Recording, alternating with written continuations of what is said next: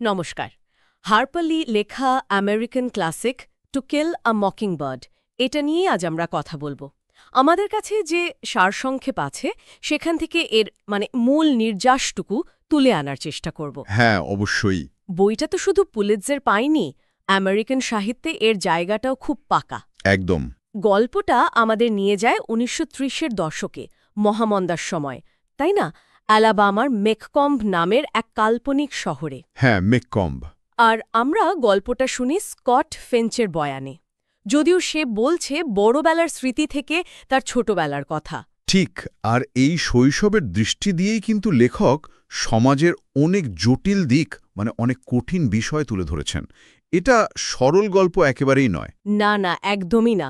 বইটার পুরো নাম টু কিল আ মকিংবার্ড, লেখক হার্পার লি, আর বেরিয়েছিল ১৯৬০ সালে। এর মধ্যে অনেকগুলো জানরা মিশে আছে, তাই না?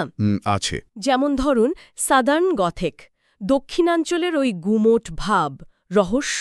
হ্যাঁ, ওই পরিবেশটা। আবার স্কট আর ওর ভাই জেমের বেড়ে ওঠার গল্প, কামিং অফ এজ। আর অবশ্যই একটা জোরালো লিগ্যাল ড্রামাও আছে। ঠিক। আর চরিত্রগুলো, ওরা যেন ওই সময়ের, ওই সমাজের প্রতিচ্ছবি। স্কট আমাদের বর্ণনাকারী, সে তো খুব কৌতূহলী আর বয়সের চেয়ে বেশ সপ্রতিভ। ওর চোখে দেখা পৃথিবীটা কেমন সরল আবার জটিলও। আর বাবা অ্যাটিকাস ফিঞ্চ, উনি তো শুধু আইনজীবী নন, গল্পের নৈতিক মেরুদণ্ড বলা চলে। অবশ্যই। অ্যাটিকাস শুধু আইনের বই মানেন না, উনি বিবেকেরও কথা শোনেন। এই যে টম রবিনসন, হ্যাঁ, ওই কৃষ্ণাঙ্গ মানুষটি। হ্যাঁ, তার বিরুদ্ধে যখন মিথ্যে অভিযোগ আনা হলো, তখন কিন্তু পুরো শহর একদিকে আর অ্যাটিকাস একা তার পক্ষে দাঁড়ালেন। এখানেই ওনার আসল পরিচয়টা বেরিয়ে আসে। শান্ত, কিন্তু কি অসম্ভব নৈতিক জোর। আরে এই ঘটনাটাই তো গল্পটাকে অন্যদিকে ঘুরিয়ে দেয়, তাই না? আর স্কটের ভাই জেমও তো বদলাতে শুরু করে এর মধ্যে দিয়ে। একদম। টম রবিনসনের ওই মামলাটা আসলে মেকহাম শহরের ভেতরের বর্ণবিদ্বেষ, অবিচার, এই সব কিছুর মুখোশটা খুলে দেয়। যে স্কটের চেয়ে একটু বড়, সে এই কঠিন সত্যিগুলো দেখে। ওর মধ্যে একটা সংঘাত শুরু হয়, আদর্শবাদ আর বাস্তবতার। এটাই ওকে মানসিকভাবে বড় করে তোলে। আচ্ছা। আর এই সূত্রেই তো আমরা বব ইউয়েলের মতো চরিত্রকে দেখি, যে নিজের বিদ্বেষ আর অজ্ঞতা দিয়ে টমের জীবনটা প্রায় শেষ করে দিচ্ছিল।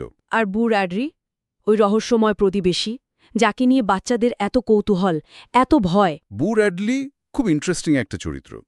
সে আসলে পর্দার আড়ালেই থাকে বেশিরভাগ সময়। লোকে ওকে নিয়ে ভুলভাল গল্প বানায়, ভয় পায়। কিন্তু শেষে দেখা যায় সেও এক অর্থে একটা মকিংবার্ড, সমাজের ভুল ধারণা, নিষ্ঠুরতার শিকার হওয়া এক নিষ্পাপ মানুষ, যে কিনা নীরবে ওই বাচ্চাদের রক্ষা করে। তাহলে মূল বিষয়গুলো দাঁড়াচ্ছে বর্ণবাদ, অবিচার, নৈতিকতার প্রশ্ন। এইগুলো। হ্যাঁ, বর্ণবাদ আর অবিচার তো একেবারে কেন্দ্রে। টম রবিনসনের বিচারের মধ্যে দিয়ে সেটা সবচেয়ে বেশি স্পষ্টভাবে দেখা যায়। ঠিক, তার পাশাপাশি আছে নৈতিক দেবধি। বিশেষ করে জেম আর স্কটের, ওদের ওই শিশুসুলভ সারল্য থেকে কঠিন বাস্তবতাকে চেনা। আর সবচেয়ে গুরুত্বপূর্ণ হল সহানুভূতি, এমপ্যাথি। অ্যাটিকাসের সেই বিখ্যাত কথাটা তো এখানেই আসে, তাই না? ঠিক ধরেছেন। অ্যাটিকাস তার ছেলেমেয়েকে শেখান যে তুমি আসলে একজন মানুষকে বুঝতে পারবে না যতক্ষণ না তুমি তার জায়গায় দাঁড়িয়ে বিষয়গুলো দেখবে, যতক্ষণ না তুমি তার চামড়ার ভেতরে ঢুকে তার মতো করে হেঁটে দেখবে। কি অসাধারণ কথা! আর এটা শুধু মুখের কথা না, অ্যাটিকাস তার কাজেও দেখান। তাছাড়া ওই যে নিষ্পাপতা বনাম অশুভ শক্তি, এটাও একটা বড় থিম। মকিংবার্ড পাখির প্রতীকের মাধ্যমে। হ্যাঁ, মকিংবার্ড যেমন কারো ক্ষতি করে না, শুধু গান শোনায়, তেমনি টম রবিনসন বা বু র্যাডলির মতো চরিত্ররা হল নিষ্পাপ সত্তা, যারা সমাজের মন্দের শিকার হয়। এত বছর পরেও বইটা কেন এত প্রাসঙ্গিক? এর আবেদনটা ঠিক কোথায়? দেখুন, পুলিৎজার তো পেয়েছেই, কিন্তু এর আসল শক্তি হল এর চিরন্তন আবেদন, নৈতিকতা, ন্যায় বিচার, সাহস আর সহানুভূতি।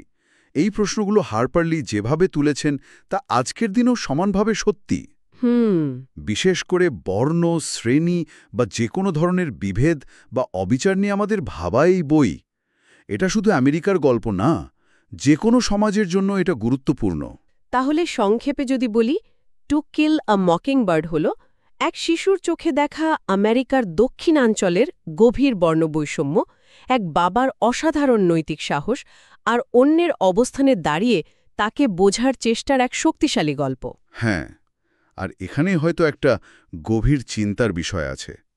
অ্যাটিকাসের ওই শিক্ষাটা, অন্যের চামড়ায় ঢুকে তার মতো করে হাঁটা, এটা আসলে কতটা কঠিন। কঠিন তো বটেই। বিশেষ করে যখন সেই অন্য মানুষটা টম রবিনসন বা বু র্যাডলির মতো কেউ, যাকে সমাজ প্রায় একঘরে করে রেখেছে, ভুল বুঝেছে। আজকের এই পৃথিবীতে যেখানে এত ভিন্ন মত, এত বিভেদ, সেখানেই সহানুভূতির অনুশীলন হয়তো আগের চেয়েও বেশি দরকারি। কিন্তু একই সাথে এটা আরও বেশি চ্যালেঞ্জিংও। আমরা কিভাবে এই চেষ্টাটা চালিয়ে যেতে পারি, এটাই হয়তো বইটা আমাদের জন্য সবচেয়ে বড়